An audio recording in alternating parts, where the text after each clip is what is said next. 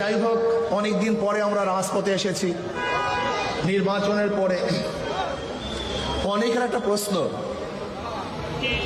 যে ঐক্যের জন্য আহ্বান করেছেন আপনারা, প্ল্যাটফর্ম গড়েছেন আপনারা, আশা আবার শেষ পর্যন্ত নাইও আপনারা। একটা প্রশ্ন আছে কি নেই? ইসলামী আন্দোলনের সম্মানিত আমির ইসলামের পক্ষে একটা বাক্সের জন্য আহ্বান করেছিল। স্টিয়ারিং এ পিসার চরমনাই ছিলেন আমাদের শ্রদ্ধাভাজন আমির, সেই জোটের স্টিয়ারিং এ ছিলেন। জোট চলতেছিল মদিনার দিকে,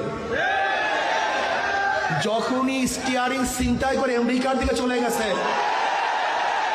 ইসলামী আন্দোলন সেখান থেকে সরে গেছে। তার মানে ইসলামী আন্দোলন বাংলাদেশ জোটে ছিল ইসলামের জন্য, বের হয়েছে ইসলামের জন্য। ইসলামী আন্দোলন বাংলাদেশ জনগণের সাথে ধোঁকাবাজি করতে পারে না, প্রতারণা করতে পারে না।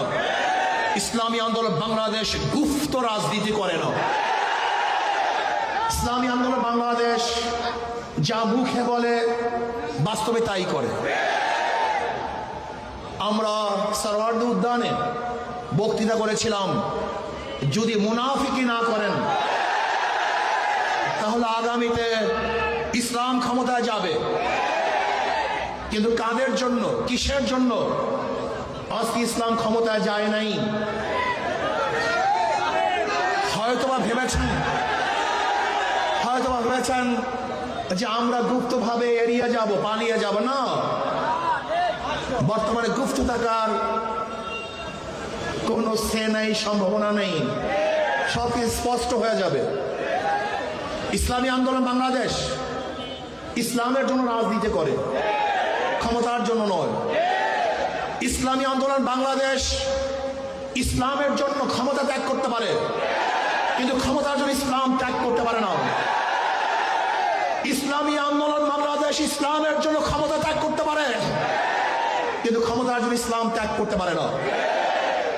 আজকে আমরা পার্লামেন্ট কি দেখতেছি, আবারও কে রাজাকার কে রাজাকার না, এটা প্রমাণ করার জন্য সময় ব্যয় করা হচ্ছে। আবার কেউ রাজাকার না, মুক্তিযোদ্ধা হিসাবে, শিশু মুক্তিযোদ্ধা হিসাবে নিজেকে প্রমাণ করার চেষ্টা করছে। এগুলি হাস্যকর, এগুলি ঠিক নয়। আবার কেউ মুক্তিযোদ্ধার পরিবার হিসাবে নিজেকে পেশ করছেন।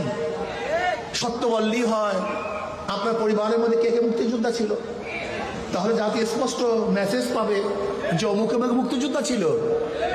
আমার পরিবারের লোক মুক্তিযোদ্ধা, কে কে মুক্তিযোদ্ধা, কোথায় যুদ্ধ করেছেন, কোথায় শহীদ হয়েছেন বলে দেন, তাহলে অস্পষ্টতা থাকবে না। আপনারা আগরতলা ষড়যন্ত্র মামলার বিরুদ্ধে কথা বলবেন, আবার ৭১ স্বাধীনতার বিপক্ষে কথা বলবেন, এই দুইটা হয় না। আজকে এক দলের নায়েব আমির কোরআনী শাসনের জন্য সংসদে বক্তব্য দিয়েছেন।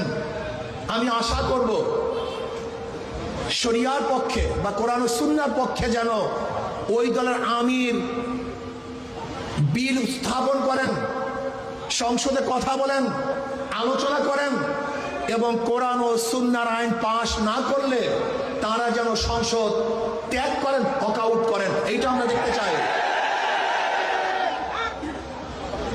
এই ফাঁকিবাজি আমরা দেখতে চাই না।